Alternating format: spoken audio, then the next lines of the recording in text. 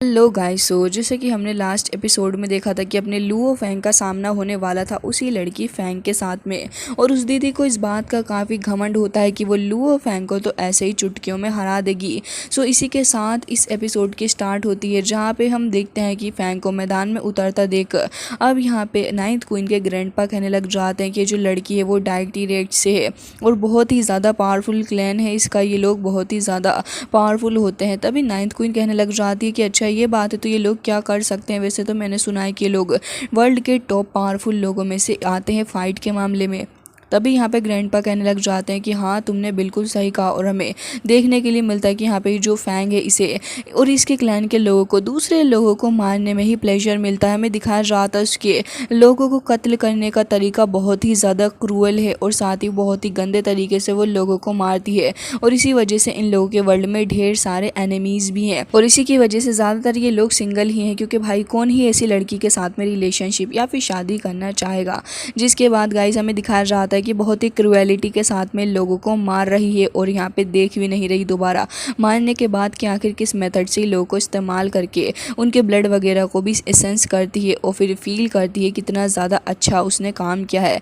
अब यहाँ पे नाइन्थ क्वीन भी थोड़ी घबरा जाती है इसकी इन घटिया हरकतों को देखने के बाद और कह रही थी कि ग्रैंडपा हमें भी इनसे काम करवाना चाहिए था। जिसके बाद गाइस हमें दिखाया जाता है कि ये मैच जो कि काफ़ी ज़्यादा फेमस हो चुका था, क्योंकि लेजेंडरी फैंग जो इस मैच के अंदर पार्ट ले रही है उसके अगेंस्ट में लुओ फैंग था, जिसकी वजह से लोग अब यहाँ पे बेट लगाने लग गए थे। लोग कह रहे होते हैं कि तुम्हें क्या लगता है कि आखिर कौन इसके ऊपर बैटिंग लगाना चाहेगा। लुओ फैंग के ऊपर तो कोई भी बेट लगा ही नहीं रहा होता। सभी ये कह रहे थे कि फैंग के सामने ये तो अभी छोटा मोटा नन्ना मुन्ना बच्चा है, क्या ही कर पाएगा।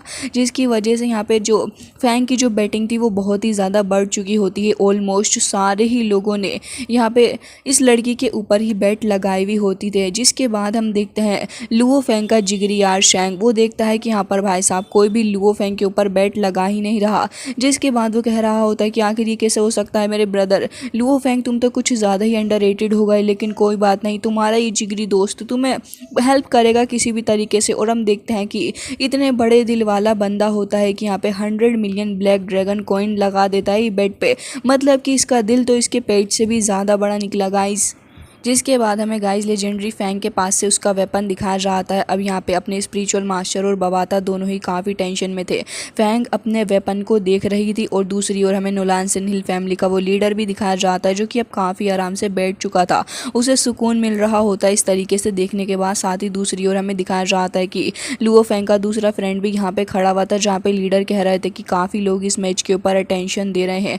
तभी यहाँ पे वो ये भी कहने लग जाता है कि लुओ फैंग यही तुम्हारा मौका है, या तो इस मैच के अंदर तुम चुपचाप से अपने प्राण त्याग दो या फिर तुम इस मैच के बाद से ही फेमस हो जाओ। जिसके बाद हम देखते हैं कि गाइस यहाँ पे अभी जो स्ट्रॉन्ग मैच था वो स्टार्ट होने वाला था। दोनों ही ओपोनेंट्स एक दूसरे के सामने खड़े हुए होते हैं। लुओ फैंग के जो बेबीज थे वो भी यहाँ पे काफ़ी टेंशन पे कर रहे होते हैं। लुओ फैंग की पूरी फैमिली काफ़ी परेशान नज़र आ रही थी, क्योंकि यहाँ पे इस लड़की के साथ में जो लुओ फैंग का बैटल होने वाला था। हम देखते हैं कि फैंग यहाँ पे अपने उसी लेजेंडरी वेपन को यूज़ करने वाली थी। तभी यहाँ पे लुओ फैंग कह रहा था कि ऐसा लग रहा है कि मेरे पास में इस मैच को जीतने के अलावा कोई दूसरा ऑप्शन है ही नहीं। लेकिन फैंग एक बार फिर से अपनी डिस्गस्टिंग हरकतें स्टार्ट कर देती है। गाइस मैं तो इसे देख के सोचती हूँ कि आखिर कौन ही इसे डेट करना चाहेगा, कितनी ज़्यादा डिस्गस्टिंग लड़की है ये।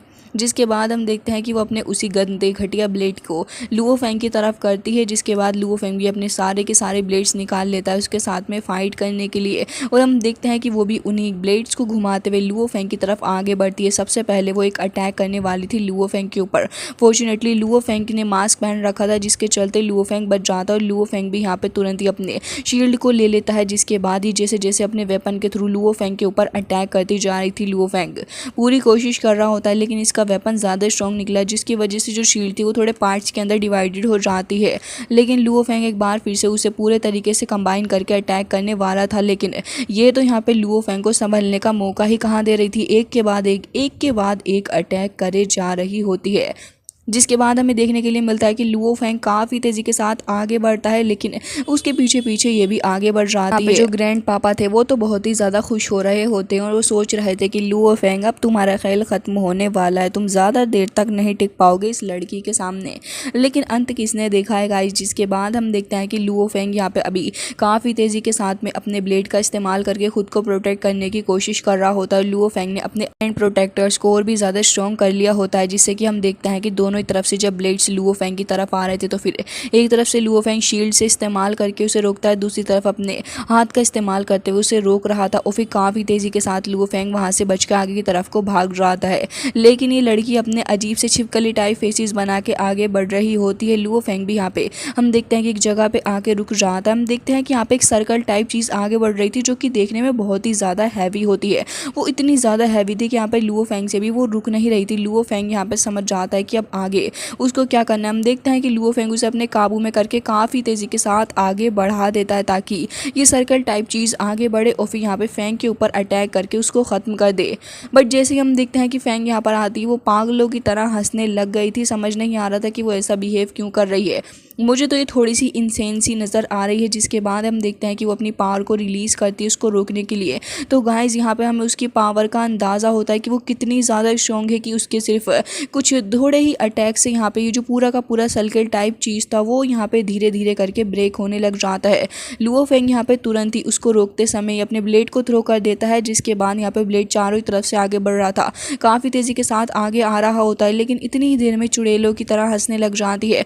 लुओ फेंग ने अपनी पूरी ताकत लगा दी थी ब्लेड को आगे करने के लिए, लेकिन इतनी ही देर में वो सर्कल टाइप चीज़ वो तो यहाँ पे टूट फूट जाती है। जिसके बाद आपस में एक दूसरे से उसके पार्ट्स टकराने लग गए थे और यहाँ पे ब्लास्ट हो रहा होता है। हालांकि फेंग को देखते हैं जो कि इतनी ज़्यादा हरामी औरत निकलती है कि यहाँ पे उसे पूरे तरीके से एक बार फिर से कंबाइन करके उसे एक बार फिर ब्लास्ट कर डालती है। जिसके बाद हमें एक ह्यूज डिस्ट्रक्शन यूनिवर्स के अंदर देखने के लिए मिलता है। लुओ फेंग भी इस डिस्ट्रक्शन से काफ़ी ज़्यादा दूर हट चुका था और हमें देखने के लिए मिलता है कि वो उसका वेपन अब आगे बढ़ रहा होता है लुओ फेंग की तरफ। लुओ फेंग अपनी शील्ड के थ्रू खुद को प्रोटेक्ट करने की कोशिश कर रहा था, लेकिन लुओ फेंग थोड़ा पीछे को हट जाता और उसका बैरियर जो था वो भी यहाँ पर बुरे तरीके से एक बार फिर से अलग हो गया था। लेकिन फेंग यहाँ रुकने वाली कहाँ थी। वो ढेर सारे स्टोन्स को काबू में करके उन्हें लुओ फेंग के ऊपर को थ्रो कर देती है। अब जैसे जैसे ये आगे बढ़ते जा रहे होते हैं आसपास जितने भी प्लैनेट्स थे उनके ऊपर बहुत ही ज़्यादा असर पड़ रहा होता है। लुओ फेंग के बच्चे थोड़े परेशान नज़र आ रहे थे, लेकिन नाइन्थ क्वीन उसे तो अलग ही जोश चढ़ चुका होता और कह रही थी कि वाह वाह कमाल कर दिया। और फिर उसके बाद सोफ़ा पे बैठ के ड्रिंक करने लग जाती है। नुलानसन लेडर भी बहुत ही ज़्यादा खुश हो रहा था इस लड़की को देख के और ऐसा लग रहा होता है कि इसका बस चले तो इस लड़की के लिए खड़े हो के तालियां बजाए सबके सामने। अब हम देखते हैं कि यहाँ पे लुओ फेंग का जो स्कोर था वो यहाँ पे थोड़ी देर के लिए वहीं पे रुक जाता है और साथ ही लुओ फेंग थोड़ी हरकत में नजर नहीं आ रहा था। जिसके बाद हम देखते हैं कि लुओ फेंग के गायब होने की वजह से सभी लोग काफ़ी ज़्यादा परेशान नजर आ रहे थे। तभी स्पिरिचुअल मास्टर कहने लग जाते हैं कि लुओ फेंग कभी भी इस लड़की फेंग से जीत ही नहीं पाएगा, इसके बस की बात नहीं है। लेकिन बबाता भाई साहब उसके मुंह पे थप्पड़ मार देती है लिटरली और कह रही थी कि बस भी करो, तुम्हें नहीं पता कि लुओ फेंग आखिर क्या क्या कर सकता है। जिसके बाद स्पिरिचुअल मास्टर एक बार फिर से उससे लड़ाई लड़ने लग गया था और कह रहा होता है कि ओए बच्ची पहले ढंग से पैदा हो जा, तुझे क्या पता कि मैंने पहले यहाँ पर कैलकुलेशन बैठा ली और इस हिसाब से तो लुओ फेंग कभी भी नहीं जीत पाएगा। एंड वो कह रहा होता है कि तुम्हें पता भी है कि लुओ फेंग का सक्सेस रेशियो एकदम 0.1% है एंड तुम्हें लग रहा है कि इसके बावजूद भी लुओ फेंग जीत जाएगा।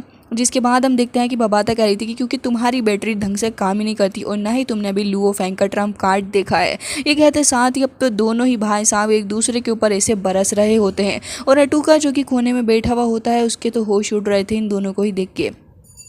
हालांकि दूसरी साइड हमें दिखाया जाता है कि यहाँ पे फेंग जो थी वो आराम से स्टोन पे बैठी हुई होती है और यहाँ पर देख रही थी कि लुओ फेंग आखिर कब आने वाला है और वो कहने लग जाती है कि ऐसा लग रहा है कि इस बार तो शायद मैंने तुम्हें मार ही दिया है। अब वो अंगड़ाइयाँ ले रही थी और वहाँ से जाने की तैयारी करने लग जाती है। काफ़ी तेज़ी के साथ वो आगे बढ़ रही थी अपने अगले टारगेट के ऊपर अटैक करने के लिए, लेकिन यहाँ पे जैसे जैसे वो आगे दिख रही होती है तो वो नोटिस करती है कि उसका जो वेपन था वो भी लुओ फेंग के साथ कहीं खो गया है और दिख नहीं रहा, जिसे वो काफ़ी ध्यान के साथ में देखने लग जाती है। लेकिन जैसे ही वो नोटिस करती है कि वेपन तो सामने से बहुत ही बुरे तरीके से उड़ता हुआ आ रहा है, जिसके बाद तो यहाँ पे वो तुरंत ही अपने ही वेपन से खुद को बचाती है और हम देखते हैं कि उसका वेपन पीछे जाके चीज़ों से हिट हो जाता है। जिसके बाद हमें देखने के लिए मिलता है कि यहाँ पे उसका वेपन काफ़ी डिस्ट्रक्शन भी करता है।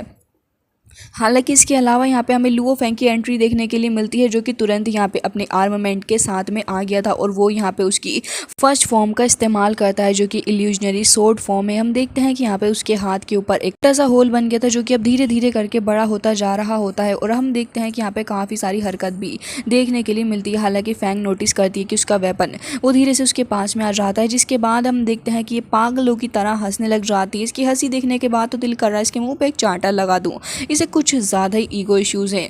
हालांकि हम देखते हैं कि लुओ फेंग जैसे जैसे अपनी फर्स्ट टेक्निक को फॉर्म कर रहा होता है, वो अभी भी पागलों की तरह ही हंसती जा रही थी और कह रही थी कि क्या कर लोगे तुम, क्या यूज़ करने की कोशिश कर रहे हो। लेकिन हम देखते हैं कि लुओ फेंग ने तो यहाँ पे तुरंत ही अपनी फर्स्ट इल्यूजनरी सोर्ड फॉर्म को फॉर्म कर लिया था। इसके बाद वो तुरंत ही अपनी आर्मामेंट को लेकर रेडी हो जाता है और वो तुरंत ही एक छोटा सा स्लैश अटैक करता है, जो कि काफ़ी स्ट्रॉन्ग होता है, क्योंकि हमें देखने के लिए मिलता है कि वो एक छोटा सा मामूली सा अटैक भी जैसे ही पीछे की तरफ को जाता है वो बहुत ही ज़्यादा ह्यूज डिस्ट्रक्शन करता है एंड यहाँ पे पूरे के पूरे प्लेनेट तक डिस्ट्रॉय हो जाते हैं उसके अटैक के बाद।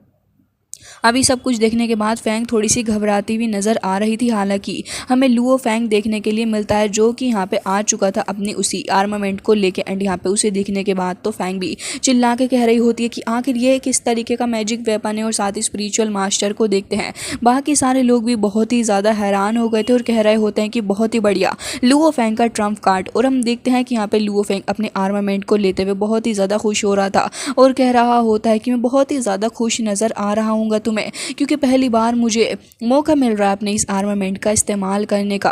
हम देखते हैं कि यहाँ पे लुओ फेंग का फ्रेंड भी कह रहा होता है कि बहुत ही बढ़िया, ऐसा लग रहा है लुओ फेंग कि अब तुम फेमस हो गए ही मानोगी इस बैटल के अंदर। और हम देखते हैं कि यहाँ पे लुओ फेंग अब अटैक करने के लिए रेडी हो गया था। हालांकि हमें देखने के लिए मिलता है कि फेंग जो कि दूसरी ओर खड़ी थी वो भी यहाँ पे काफ़ी बड़ा सा ह्यूज टोर्नेडो फॉर्म कर लेती है, जिसके थ्रू अब वो काफ़ी तेज़ी से आगे बढ़ रही थी एंड यहाँ पे लुओ फेंग की पकड़ से बाहर निकलने की कोशिश कर रही थी। लेकिन हम देखते हैं कि लुओ फेंग जैसी अपनी आर्मामेंट का इस्तेमाल करता है वो तो यहाँ पे स्टोन्स को एक ही बार में कट करता जा रहा होता है। वो यहाँ पे उसके बनाए हुए सारे स्टोन चेन्स को तोड़ता जा रहा होता है। वाकई में लुओ फेंग का ये ट्रम्प कार्ड बहुत ही ज़्यादा शानदार है। जैसे ही हम देखते हैं कि यहाँ पे लुओ फेंग ने ऑलमोस्ट सारे उस स्टोन टोर्नेडोज को डिस्ट्रॉय कर दिया था, तो लुओ फेंग अब आगे बढ़ रहा होता है। हालांकि फेंग इस मोमेंट पे थोड़ी भी घबराई हुई नज़र हमें आ रही थी एंड वो यहाँ पे खुद को बचाने की भी कोशिश कर रही थी। हम देखते हैं कि लुओ फेंग का आर्मामेंट जो था वो आगे आ रहा होता है, लेकिन लुओ फेंग यहाँ पे उसके रोकते के साथ भी रुक नहीं रहा होता, जबकि यहाँ पे वो अपने वेपन का भी इस्तेमाल कर रही थी, लेकिन कुछ 2-3 सेकंड ही रेसिस्ट कर पाती है। उसके बाद हम देखते हैं कि लुओ फेंग अपने आर्मामेंट को उसके बेली के अंदर देके मारता है, जिससे कि उसके मुंह के अंदर से ब्लड आने लग गया था। उसकी आंखें बाहर निकल के आने वाली होती हैं और इस मोमेंट पे मुझे यही इससे कहना है कि दीदी आ गया मज़ा, क्योंकि यहाँ पे पूरा का पूरा सिस्टम ही अंदर से लेके बाहर तक हिल चुका होता है। इसका जाके बुरे तरीके से धस जाती है एक स्टोन के अंदर और फिर इस स्टोन के साथ ही उसकी आइज़ यहाँ पर क्लोज हो जाती है। हालांकि अभी भी हार मानने का नाम तो ले नहीं रही थी, तो फिर अपनी डिवाइन आई का इस्तेमाल करती है और हम देखते हैं कि अपने वेपन कंबाइन अस्त्रा के अंदर फॉर्म कर लेती है और फिर उसके बाद ही काफ़ी तेज़ी के साथ में एक बार फिर से आगे बढ़ने लग गई थी। हम देखते हैं कि काफ़ी सारी फ्लक्चुएशन भी यहाँ पर देखने के लिए मिलती है, जो कि एक काफ़ी बड़ा सा अजीब टाइप का वेपन क्रिएट कर रही थी। लेकिन लुओ फेंग के पास में उसका आर्मामेंट था, जिससे कि उसे डरने की कोई भी ज़रूरत नहीं है। और हम देखते हैं कि अब लुओ फेंग यहाँ पर अपनी सेकेंड टेक्निक का भी इस्तेमाल करने वाला था। हालांकि जैसे ही वो वेपन आगे बढ़ रहा होता है तो फिर हम देखते हैं कि लुओ फेंग अपनी थर्ड नीडल टेक्निक का इस्तेमाल करता है। जैसे ही वो आगे बढ़ रहा होता है उसका वेपन, तभी लुओ फेंग की जो नीडल्स थी वो अब धीरे धीरे करके उससे आकर टकरा रही होती हैं। पूरे ही यूनिवर्स के अंदर इतनी ज़्यादा हाई एनर्जी फ्लक्चुएशन हो रही होती है कि आसपास की जो चीज़ें थी वो बहुत ही बुरे तरीके से सफ़र कर रही होती हैं। साथ ही हमें देखने के लिए मिलता है कि यहाँ पे लुओ फेंग का आर्मामेंट वो उसके वेपन से टकरा रहा होता है। धीरे धीरे करके उसका वेपन अब चटकने भी लग गया होता है, लेकिन यहाँ पर फेंग हार मानने का नाम बिल्कुल भी नहीं ले रही थी, बल्कि वो यहाँ पर और भी ज़्यादा पावर को इंक्रीज़ करती जाती है, जिससे कि लुओ फेंग के ऊपर प्रेशर बढ़े एंड यहाँ पे लुओ फेंग हार जाए। लेकिन हमें देखने के लिए मिलता है कि अल्टीमेटली जब उसने अपनी सारी पावर का इस्तेमाल कर लिया और लुओ फेंग ने अपना लास्ट प्रेशर लगाया, तभी यहाँ पे वो नीडल जो थी उसकी वही डिवाइन आई के अंदर जाके एब्जॉर्व हो जाती है और धीरे धीरे करके उसका अस्तित्व वहीं ख़त्म हो गया था। जो डिवाइन वेपन उसने फॉर्म किया था वो भी ऑन दी स्पॉट ही ख़त्म हो जाता है। लुओ फेंग काफ़ी टेंशन के साथ में एक बार फिर फिर से अपनी आर्मामेंट को पकड़ लेता है और हम देखते हैं कि इसी के साथ लुओ फेंग की जीत हो चुकी थी, जिसे कि सारे ही लोग देख रहे होते हैं। लुओ फेंग के बच्चे तो स्पेशली बहुत ही ज़्यादा खुश हो रहे थे, साथ ही शैन जो कि यहाँ पे अब कैलकुलेशन करने लग रहा था और कह रहा था कि 55 बिलियन ब्लैक ड्रैगन कॉइन्स मैंने जीत ली है, मुझसे ज़्यादा अमीर आज कौन होने वाला है। लुओ फेंग तुम तो वाकई जीनियस हो। स्क्रीन पकड़ के लुओ फेंग के साथ में यहाँ पे चुमा चाटी करने लग गया था। हालांकि हम देखते हैं कि वो सारे लोग वो तो यहाँ पे दहाड़े मार मार के रो रहे होते हैं, क्योंकि उनके सारे के सारे लगाए हुए पैसे खत्म हो चुके थे। लुओ फेंग ने ऐसी बाजी मारी है कि सभी लोग हैरान होते हैं। 9 प्रिंसेस का मुंह तो खुला का खुला ही रह जाता है। साथ ही ग्रैंडपा एंड यहाँ पे नोलान सनी लीडर वो भी देख रहा था कि भाई साहब क्या सिस्टम हिला के रख दिया इस लड़के ने। जिसके बाद हम देखते हैं कि लुओ फेंग एकदम ही टेंशन में आगे खड़ा हो जाता है और हम देखते हैं कि यहाँ पे लुओ फेंग चेक करने लग गया था कि आखिर उसके दोनों ब्रदर्स किस तरीके से परफॉर्म कर रहे हैं। हालांकि ये जो बैटल था अब एंड होने के काफ़ी ज़्यादा करीब आ चुका था। दूसरी ओर होंग एंड नाबिने के बीच की फाइट, इन दोनों की ही फाइट काफ़ी ज़्यादा खतरनाक लेवल पे चल रही होती है, जहाँ पे हम देखते हैं कि होंग को काफ़ी ज़्यादा सप्रेस वो बंदा करता जा रहा होता है। लुओ फेंग भी इस चीज़ को देख के काफ़ी परेशान नज़र आ रहा था। हम देखते हैं कि नाबिने काफ़ी सारे स्ट्रॉन्ग अटैक कर रहा होता है होंग के ऊपर, लगातार वो अटैक के ऊपर अटैक करे जा रहा था। हालांकि हम देखते हैं कि लास्ट वाला अटैक जो कि वो बहुत ही ज़्यादा स्ट्रॉन्ग कर रहा था और उसे देख के लग रहा होता है कि शायद से ये अटैक होंग के लिए बहुत ही ज़्यादा भारी पड़ने वाला है। लेकिन फॉर्चुनेटली तभी हम देखते हैं कि बैटल ख़त्म हो चुकी थी और ऐसे ही जैसे लोग उस जगह पे थे वो धीरे धीरे करके वहाँ से गायब होने लग जाते हैं। तभी हम देखते हैं कि यहाँ पे नाबिने रुक गया था और कह रहा होता है कि प्रे करना कि नेक्स्ट गेम के अंदर मैं तुमसे ना मिलूँ। बट हम देखते हैं कि होंग यहाँ पे तुरंत ही उठ के खड़े हो जाते हैं और काफ़ी ब्रेवली वो कह रहे होते हैं कि मैं इसके लिए इंतज़ार करूँगा। जिसके बाद ये लोग भी यहाँ से गायब हो चुके थे। बट यहाँ पे 9th क्वीन कह रही होती है कि किस तरीके का वाहियात मंकी डिसाइबल है आपका, ये तो मुझे पागल लग रहा है, क्या ही कर लिया इसने। वो लड़का वो कितना ज़्यादा लकी निकला कि तुरंत यहाँ से निकल गया, उसने अपनी जान को बचा लिया ग्रैंडपा। दूसरी साइड हम जिया को देखते हैं जो कि स्क्रीन पे होंग को देख के खुश हो रही थी। हालांकि इसी के साथ हम देखते हैं कि अपना लुओ फेंग तुरंत ही उस जगह पे अपीयर हो गया था जहाँ पे ये तीनों ही भाई आने वाले थे। तभी लुओ फेंग देखता है कि उसने काफ़ी अच्छा परफॉर्म किया है। हालांकि यहाँ पे वो जो ब्रदर हैं उनका भी जो लेवल है वो उन्होंने थोड़ा मेनटेन करके रखा है, लेकिन अपना ली शेन जो है उसके बारे में कुछ पता ही नहीं चल रहा है। हालांकि हम देखते हैं कि काफ़ी ज़्यादा नाराज़ होंग लग रहे थे खुद से ही और उन्हें अच्छा नहीं लग रहा था कि उन्होंने अच्छा परफॉर्म नहीं किया। लेकिन तभी यहाँ पे जैसे ही लुओ फेंग आता है तो फिर दोनों ही एक दूसरे को मोटिवेट करने लग गए थे और यहाँ पे एक दूसरे को ही समझा रहे होते हैं कि दोनों ने ही बहुत ही अच्छा परफॉर्म किया। इसके बाद हम देखते हैं कि यहाँ पे लुओ फेंग पूछने लग जाता है कि हमारे ब्रदर ली शेन कहाँ है। तभी होंग पीछे की तरफ को इशारा करते हैं तो हम देखते हैं कि ली शेन यहाँ पे पड़े हुए थे और बहुत ही ज़्यादा बुरी हालत उनकी हो रही होती है। वो यहाँ पे कह रहे होते हैं कि आखिर कैसे ये हो गया, रोंगजुन तुम कितने ज़्यादा पावरफुल हो। वो बहुत ही ज़्यादा थके हुए नज़र आ रहे होते हैं। हालांकि हम देखते हैं कि बबाता तुरंत यहाँ पे उनके पास जाके उनके माथे पे हिट करती है और फिर यहाँ पे इन दोनों को ही देख के उनकी हालत और भी ज़्यादा ख़राब हो चुकी थी, क्योंकि वो डिमोटिवेटेड हैं, ऐसा दिखाना नहीं चाहते थे। तुरंत ही दोनों के पास में आ जाते और कह रहे थे कि बहुत ही बढ़िया किया तुम दोनों ने, लेकिन मैंने तुम्हें एम्बैरेज कर दिया। हालांकि हम कह रहे होते हैं कि ऐसा कुछ नहीं है, वो बंदा जिससे तुम मिले थे वो वाकई बहुत ही ज़्यादा पावरफुल था। तभी यहाँ पे ली शेन कहने लग जाते हैं कि ऑफ कोर्स उसका नाम रोंगजुन था और वो बहुत ही ज़्यादा पावरफुल था, इतना कि यहाँ पे मेरी शेडो तक अपीयर नहीं हो रही थी, इससे पहले वो अटैक कर दे रहा था। जिसके बाद हमें उसके एक अटैक भी दिखाया जाता है। हालांकि रोंगजुन को देखते हैं जो कि अभी यहाँ पे लिस्ट के अंदर टॉप 10 में शामिल हो चुका था। लुओ फेंग उसे काफ़ी उससे देख रहा होता है। तभी ली शेन कह रहे थे कि छोड़ो इन सारी बातों को, अभी चलो हम सेलिब्रेट करते हैं, चलो मेरे साथ। हालांकि वो सैड तो थे लेकिन उनकी पर्सनैलिटी ही ऐसी है जिसके चलते वो सारी की सारी चीज़ें दिखाना नहीं चाह रहे होते हैं। तो फिर तुरंत ही आगे की तरफ को चले गए थे। लुओ फेंग एंड होंग भी उनके पीछे पीछे चले जाते हैं। सारे एम्पायर के अंदर हर जगह ही लुओ फेंग की वाहवाही हो रही थी। हम देखते हैं कि लोग आगे बढ़ रहे थे। तभी बवाता यहाँ पे आत्माओं की तरह ऊपर से लटक के आ जाती है और यहाँ पे कहती है कि लुओ फेंग, जिसके बाद ये लोग लुओ फेंग की जगह को एडजस्ट करते हैं। और फिर यहाँ पे बवाता बता रही थी कि जैसा हमने एक्सपेक्ट किया था लुओ फेंग मेरे कुचू मुचू तुम फेमस हो चुके हो। जिसके बाद लुओ फेंग के चिक पकड़ के वो उसे बहुत ही बुरे तरीके से यहाँ पे ह्यूमिलिएट ही कर रही थी एक तरीके से। जिसके बाद ली शेन को देखते हैं जो कि बेचारे अभी भी थोड़े डिसअपॉइंटेड ही नज़र आ रहे थे। लेकिन स्पिरिचुअल मास्टर उन्हें कह रहे होते हैं कि परेशान मत हो, तुम्हारा जो ओपोनेंट था वो वाकई में बहुत ही ज़्यादा पावरफुल था ली शेन, तुम्हें घबराने की ज़रूरत नहीं, तुमने बहुत ही अच्छा परफॉर्म किया। लेकिन एक तरफ होंग थे जो कि इन सारी चीज़ों को देख के अभी थोड़े हताश होते हैं। हालांकि हमें देखने के लिए मिलता है कि यहाँ पर 453 कॉल्स लुओ फेंग को आई भी होती हैं, साथ ही 92 यहाँ पर ईमेल्स भी लुओ फेंग को आए थे, जिससे कि पता चल रहा था कि लुओ फेंग वाकई फेमस हो गया है। लुओ फेंग अपनी जुल्फों में हाथ डाल रहा होता है, जिसके बाद आगे बढ़ गया था। तीनों ही ब्रदर्स आगे की तरफ को चले जाते हैं गाइस, एंड इसी के साथ आज का ये एपिसोड होता है एंड, जो कि काफ़ी इंटरेस्टिंग एपिसोड रहा। अगर आपको पसंद आया तो प्लीज़ हमारे चैनल को सब्सक्राइब करिए, क्योंकि आजकल आप लोग बहुत ही ज़्यादा कंजूसी कर रहे हैं सब्सक्राइब करने के लिए। सो गाइज, मैं मिलती हूँ आपसे नेक्स्ट वीडियो में, तब तक के लिए bye bye, take care of yourself.